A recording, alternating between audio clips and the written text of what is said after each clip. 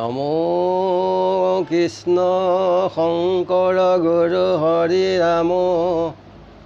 ৰাম হৰি ৰাম হৰি ৰাম। ধ্ৰুৱ ৰাজ্যাভিষেক দ্বিতীয় খণ্ড। ধ্ৰুৱ ৰাজ্যলৈ আহিছে পদ। ৰাম সিঞ্চি লৱনে কমানো অক্ষত অংকুৰ দধি দুগ্ধ ইখু আখু মুদক পচুৰ থানে থানে চন্দ তাপ আৰিল বহুল মুকুতা মুৰাৰী থোপা চামৰ গাউল দুটো হাতী গৃহ যেন পৰ্বত আকাৰ নাই বেত বাস তাত খেৰৰ সঞ্চাৰ সমস্তে জগতে ঘৰ কৰে ফট ওপৰত শাৰী শাৰী সুবৰ্ণ ঘট চৌখুটি চৌখুটি আছে পাহাৰ অনেক হীৰামণি মৰকত বিক্ৰয় প্ৰত্যেক অগৰ কুমকুম বিকে বসন ভূষণ লৱংগ জলফাই বিকে গন্ধ গাঠি আনো নানাবিধ তাত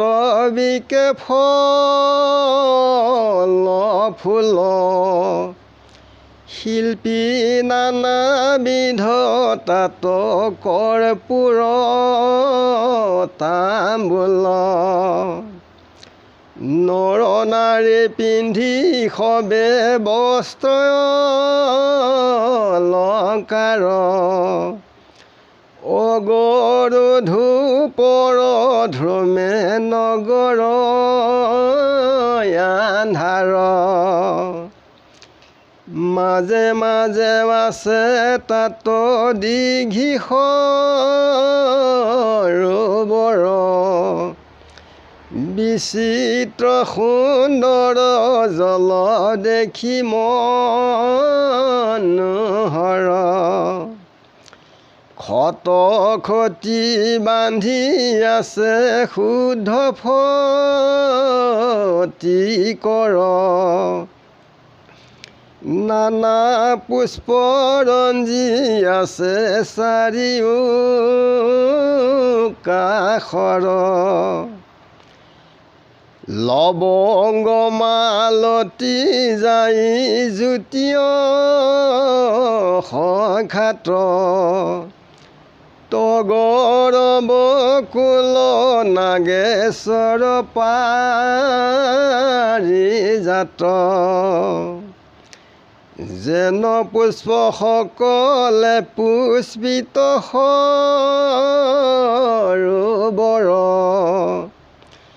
কমলয়োৎপল পদ্ম কুমুদাৰ কাৰ আনো নানায় পৱন আছে ঠাই ঠাই পৰম উৎসৱ দেখি যেই ভীতি চাই প্ৰথমে পখিল ধুব বাহিৰ দুৱাৰ সুবৰ্ণ কপাত্ৰ বাট বাটু পত্ৰকাৰ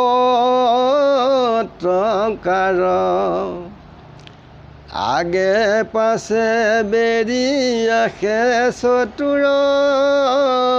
গদলে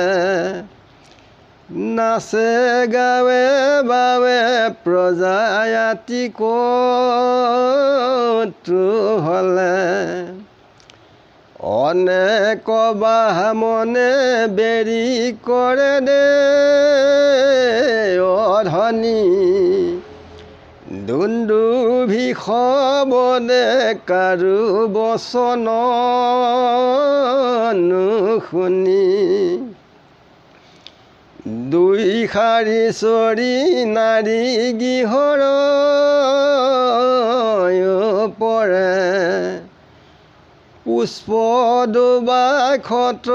খিঞ্চি আশীৰ্বাদ কৰে দহু দিশে বেৰি সবে পাৰলি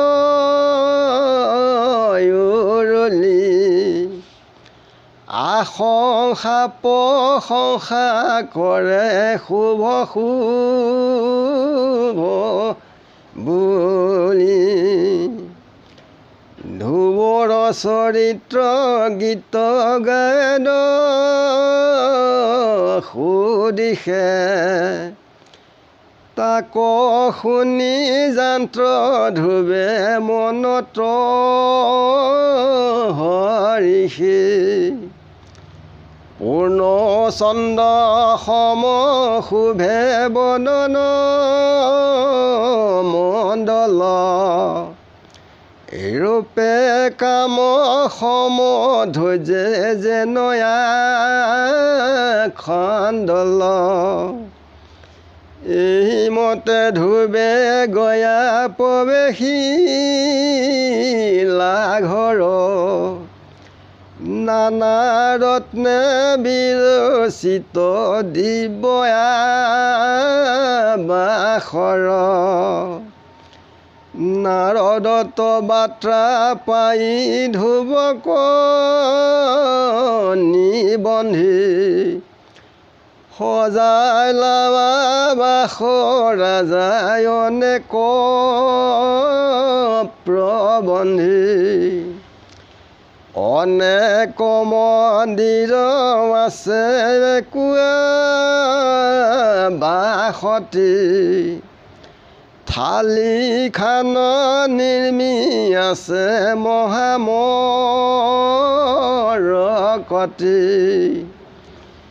গৃহৰ যে তক ভীতি কনেকে ৰচিত পুৰুষৰ আগ হাত সমান চিত্ৰ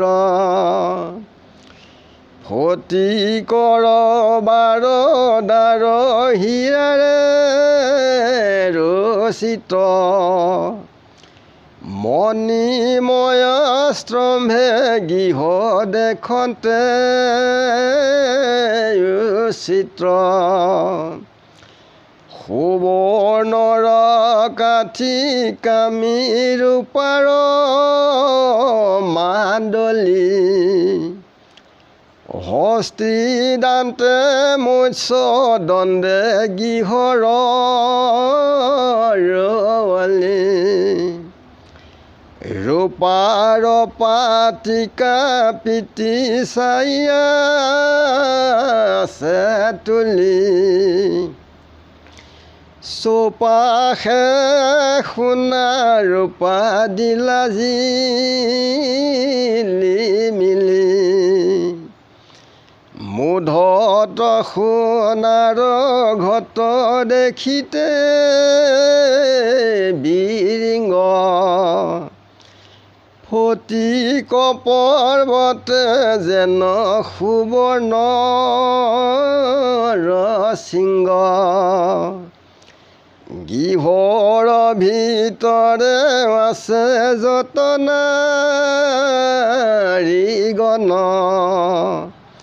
জাতি তপদ্মিনী অংগে দিব্যয়া ভৰণ যত পৰিচ্ছেদ মানে শুদ্ধ সুবৰ্ণৰ সজা সব পাৰি আছে মণিমাণিকৰ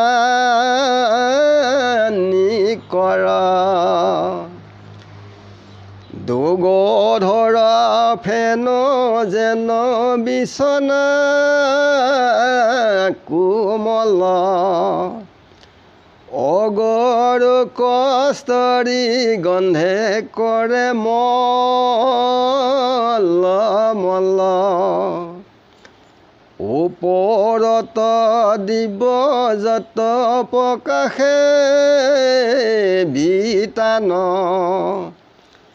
মুকুতা মুৰাৰী থোপা হালে বিদ্যমান ৰত্নৰ প্ৰদীপ ছয় প্ৰকাশ মাতি গৃহৰ ভিতৰে নজানয় দিন ৰাতি হেন মহামনোহৰ ধুবৰ আবাস দেৱৰ বিমান যেন কৰয় প্ৰকাশ। ধ্ৰুৱ যেতিয়া পিতৃ নগৰলৈ আহিছে তেতিয়া নগৰীয়াৰ লোকসকলে বিভিন্ন ধৰণৰ আয়োজন কৰিছে। দধি দুগ্ধ আদি কৰি মোদক থানে থানে বিচিত্ৰৰ পতাকা এনেকৈয়ে তেওঁলোকে আঁৰিছে আৰু চৌখুটি অনেক তাত দোকান পোহাৰ দিছে। পহাৰীবিলাকে তাত হীৰা মুকুতা মণি এইবিলাক তাত বেচা বিক্ৰী কৰিছে আৰু শিল্পীসকলে কাপোৰ আদি কৰি তাত বিক্ৰী কৰিছে আৰু নৰ নাৰীয়ে বস্ত্ৰ অলংকাৰ এইবিলাক বেচা বিক্ৰী কৰিছে। অগৰুৰ ধূপৰ গন্ধৰে দশদিশ আন্ধাৰ হৈ গৈছে আৰু ফুলবিলাকো গোটেইবিলাক ৰমক জমককৈ ধ্ৰুৱ আহিব বুলি সকলোৱে ৰং কৰি সকলোৱে আনন্দ উৎসৱ কৰিছে আৰু ধ্ৰুৱৰ দুৱাৰমুখ পাইছেহি। সৈন্য সমান্তসকলে চতুৰ্দলে আহি পেলাই আগবঢ়াই নিছে। তাতে নৰ্তকী আদি নাচি বাগি ব্ৰাহ্মণে বেদধ্বনি কৰিছে আৰু দুন্দুভিৰ শব্দ হৈছে আৰু নাৰীসকলেও আশীৰ্বাদ দিছে আৰু সুবৰ্ণৰ কাঠি কামি ঘৰৰ ৰুৱলি এনেকেই ঘৰ তেখেতসকলে বনাইছে। পদ্মিনীসকলে অনেক আভৰণে তেওঁলোকে তাত পৰিচৰ্যা কৰিবৰ কাৰণে সকলো উলহ মালহ কৰিছে আৰু শয্যাবিলাক দুগ্ধ ফেনৰ সম কষ্টৰি অগৰুৰ গন্ধৰে তেনেও মলমলাই থাকে আৰু গৃহৰ যি পোহৰ তাত দিন ৰাতি একো ধৰিব নোৱাৰি। এনেকেই ধ্ৰুৱ আহি আৱাস পাইছেহি পিতৃনগৰ। সমস্তৰে আত্মা প্ৰভু